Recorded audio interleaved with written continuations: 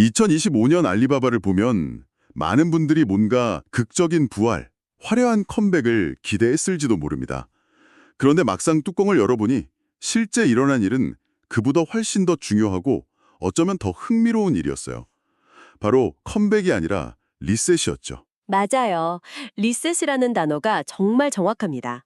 지난 몇 년간의 여러 어려움 끝에 갑자기 과거의 영광으로 V자 반등을 한 게 아니거든요. 단기 실적에 연연하기보다는 앞으로 10년을 내다보는 장기적인 방향키를 완전히 새로 설정한 한 해였습니다. 오늘 우리가 깊이 들여다볼 이야기가 바로 이 근본적인 변화에 대한 겁니다. 좋습니다. 그럼 한번 제대로 파헤쳐보죠. 알리바바가 어떻게 소리 없이 하지만 아주 확실하게 이야기의 흐름을 바꿨는지 그 핵심적인 세 가지 변화를 중심으로 살펴보겠습니다. 첫째는 새로운 성장 엔진으로 확실히 자리 잡은 클라우드와 AI. 둘째는 흔들리던 핵심 사업, 이커머스의 안정화. 그리고 마지막은 기업의 정체성 자체를 재정립한 것입니다. 2025년에 있었던 가장 중요한 변화를 하나만 꼽으라면 단연 알리바바 클라우드의 급성장일 겁니다. 특히 AI 수요가 그야말로 성장을 견인했죠. 2025년 9월 분기 보고서를 보면 클라우드 매출이 전년 대비 34%나 성장했다고 나오는데 이건 알리바바의 주요 사업 부문 중에서 가장 빠른 성장세였어요. 여기서 정말 흥미로운 지점은 단순히 매출이 34% 늘었네가 아니라는 겁니다. 그 숫자에 가려진 매출의 질이 완전히 달라졌다는 게 핵심이죠. 사실 지난 몇 년간 투자자들은 알리바바 클라우드를 보면서 수익도 안 나는데 규모만 키우는 사업 아닌가 하는 약간 그런 의심의 눈초리를 보냈거든요. 아, 맞아요. 그런 우려가 있었죠. 네. 그런데 2025년의 성장은 그 의심을 완전히 뒤집었습니다. 특히 AI 관련 클라우드 매출은 세 자릿수 성장률을 기록했는데 이건 그냥 기존 클라우드 서비스가 좀 더 팔린 것과는 차원이 다른 이야기입니다. 세 자릿수 성장이라니? 정말 엄청난 숫자네요. 이게 그냥 요즘 AI가 유행이니까 덩달아 잘 됐나 보다 정도로 생각할 수 있는데 그보다 훨씬 더 깊은 의미가 있다는 말씀이시군요. 구체적으로 이게 중국의 테크 경쟁 구도 안에서 어떤 의미를 갖는 건가요? 바이드나 텐센트 같은 경쟁사들과의 관계에서 알리바바의 입지가 달라질 정도의 변화인가요? 바로 그 지점입니다. AI 모델을 훈련시키거나 만들어진 모델로 결과를 도출하는 추론 같은 작업은요, 기존의 데이터를 저장하고 간단한 앱을 돌리는 클라우드 작업과는 비교도 안 될 만큼 막대한 컴퓨팅 파워를 필요로 합니다. 비유하자면 예전엔 단순히 데이터를 보관할 창고를 빌려주는 사업이었다면요. 네네. 그냥 참고요. 이제는 복잡한 연산을 초고속으로 수행하는 슈퍼컴퓨터의 시간을 빌려주는 사업으로 바뀐 셈이죠. 아, 슈퍼컴퓨터라는 비유가 확 와닿네요. 그럼 그 슈퍼컴퓨터를 빌리는 고객들도 달라졌겠군요.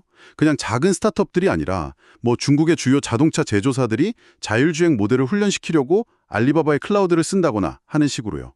고객의 급이 달라지면 사업의 장기적인 가치도 완전히 달라지는 거 아닐까요? 정확합니다.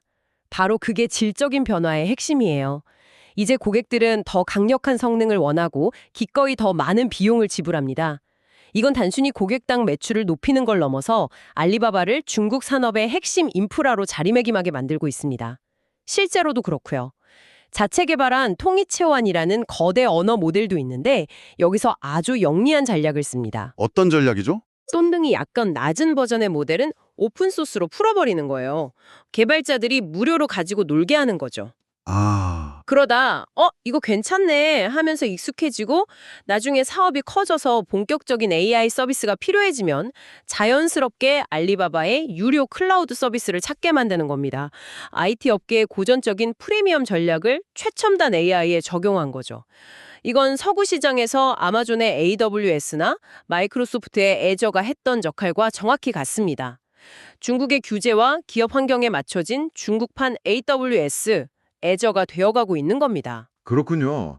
그러니까 더 이상 이커머스 회사의 부가 사업이 아니라 알리바바의 미래 가치를 결정할 가장 확실한 장기 성장 엔진으로 자리매김했다는 거네요. 2025년은 그 중심축의 이동을 모두에게 확실히 보여준 분기점이었군요. 네, 미래의 알리바바를 이야기할 때 이제 클라우드와 AI를 빼고는 이야기가 안 되게 된 거죠. 그렇게 미래를 향해 전력 질주하는 모습이 정말 인상적인데요.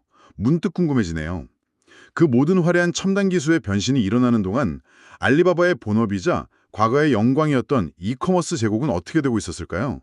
혹시 뒷전으로 밀려나서 방치되고 있었던 건 아닐까요? 아주 중요한 질문입니다.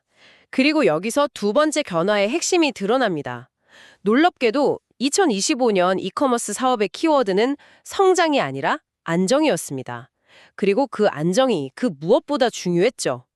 지난 몇 년간 투자자들은 핀도도의 초저가 공세, JD.com의 빠른 배송, 더우인, 그러니까 틱톡의 라이브 커머스 같은 경쟁자들의 압박 속에서요.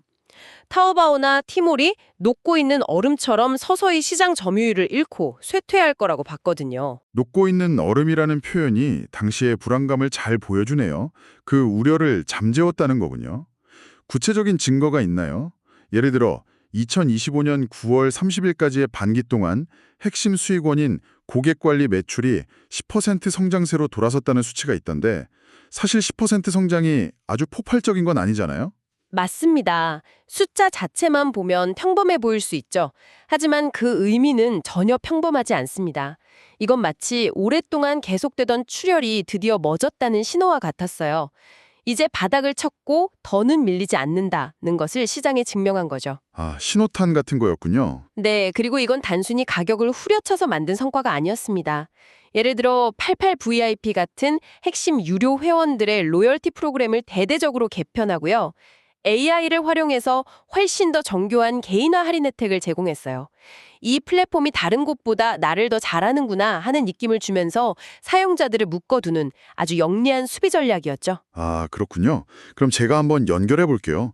이커머스 사업에서 안정적으로 현금이 들어오기 시작했다는 건 단순히 그 사업이 괜찮아졌다는 의미를 넘어서는 거겠네요. 혹시 여기서 확보한 현금, 즉 실탄이 아까 이야기했던 엄청나게 돈이 많이 드는 AI나 클라우드 인프라 투자로 흘러들어가는 그런 내부적인 선순환 구조가 만들어진 건가요? 정확히 보셨습니다. 이커머스는 이제 과거처럼 회사 전체의 성장을 견인하는 기관차가 아니라요. 새로운 성장 엔진의 연료를 공급하는 튼튼한 자금줄, 이자 전쟁 자금의 역할을 하게 된 겁니다. 주가의 발목을 잡던 불안 요소에서 미래 투자를 뒷받침하는 든든한 기반으로 역할이 바뀐 거죠. 하지만 여기서 우리가 기억해야 할 점은 이건 깨지기 쉬운 안정이라는 겁니다. 깨지기 쉬운 안정이요. 네. 그들은 시간을 벌었지만 더우인의 라이브 커머스나 핀도도의 저가 공세가 사라진 건 아니거든요. 이 기반은 여전히 끊임없이 관리하고 보수해야 하는 균열이 있는 토대와 같습니다. 이전 25년의 목표는 간단했습니다. 점유율을 지키고 추가 하락을 막는 것. 알리바바는 일단 그 목표는 달성한 겁니다. 알겠습니다. 새로운 성장 엔진으로서의 AI와 클라우드, 그리고 안정적인 자금줄이 된 이커머스, 이 두 개의 축이 명확해졌네요. 이게 마치 새로운 회사의 부품들이 하나씩 맞춰지는 느낌인데요. 그렇다면 알리바바 스스로가 자신을 바라보는 관점, 즉 회사의 정체성 자체도 바뀌었을까요? 바로 그게 세 번째 그리고 어쩌면 가장 근본적인 변화입니다. 바로 정체성의 변화죠. 알리바바는 이제 스스로를 이커머스 대기업이라고 부르는 것 자체를 좀 어색해하는 느낌이랄까요? 슬쩍 간판을 바꿔다는 거죠. 우린 이제 클라우드, AI, 그리고 기업용 기술 플랫폼이야 라고요. 이건 단순한 슬로건의 변화가 아니라 회사가 바라보는 비전 자체가 바뀐 겁니다. 말은 그렇게 할 수 있죠. 뭐 투자 설명회 같은 데서 멋지게 보이기 위해서요. 이게 정말 회사의 DNA에 스며들고 있다는 증거가 있을까요? 그냥 경영진의 희망사항이 아니라 실제 사업 방향에 반영되고 있다는 걸 보여주는 사례 같은 게 있나요? 아주 좋은 지적입니다. 그런 변화는 조직의 말단에서부터 나타날 때 진짜죠. 제가 들은 이야기 중에 아주 흥미로운 사례가 하나 있습니다. 타오바오에서 10년 넘게 일한 한 중간 관리자가 있었는데 그의 말에 따르면 경력 처음으로 자신의 성과 보너스가 단순히 상품 판매량, GMV가 아니었다고 합니다. 플랫폼에 새로 도입된 AI 기반 검색 도구의 사용자 채택률과 연동되었다고 해요. 와, 그건 정말 결정적인 변화네요. 직원들의 지갑에 직접적인 영향을 주기 시작했다는 건 회사가 진심이라는 뜻이니까요. 그렇죠. 바로 그때 이건 진짜구나 하고 느끼게 되는 거죠. 이런 변화와 함께 이제 이커머스의 역할도 과거와는 완전히 달라졌습니다. 이커머스는 여전히 중요하지만 이제는 더 큰 기술 플랫폼의 일부로서 두 가지 중요한 역할을 합니다.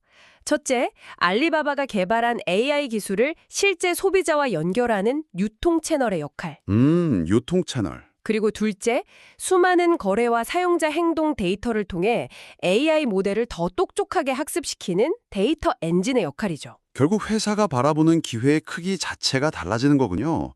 이커머스라는 정해진 시장에서 싸우는 게 아니라 기업 기술이라는 훨씬 더 넓은 운동장 전체를 보고 있다는 뜻이네요. 맞습니다. 이커머스 시장만으로는 성장에 자연스러운 한계가 있지만 클라우드와 AI에 기반을 둔 기술 플랫폼은 앞으로 10년간 훨씬 더 무한한 가능성을 갖게 됩니다. 2025년은 그 새로운 방향성을 회사 내부 직원들과 외부 투자자들 모두에게 명확하게 선언한 해였습니다. 아직 변신이 완성된 건 아니지만 어디로 가야 할지에 대한 의심은 사라진 거죠. 그럼 오늘 나눈 이야기를 종합해보죠.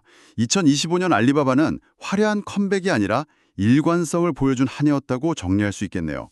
흩어져 있던 퍼즐 조각들이 드디어 하나의 그림으로 맞춰지는 느낌입니다. 일관성이라는 표현이 완벽하네요. 첫째, 클라우드와 AI는 이제 의심의 여지가 없는 명확한 성장 동력입니다. 둘째, 모두의 골칫거리였던 이커머스는 불안의 원인이 아닌 안정적인 기반이 되었습니다. 셋째, 경영진은 우리는 이커머스 회사가 아니라 기술 중심 기업이다 라는 확실한 정체성을 제시했습니다. 이 세 가지 이야기가 아주 명확하게 맞아떨어진 거죠. 물론 여전히 중국 내의 치열한 경쟁이나 수익성 압박 같은 과제는 남아 있습니다. 하지만 적어도 더 이상 과거의 성공과 불확실한 미래 사이에서 길을 잃고 헤매는 모습은 아닙니다. 다음 시대를 위한 주춧돌을 차근차근 놓는 모습이죠.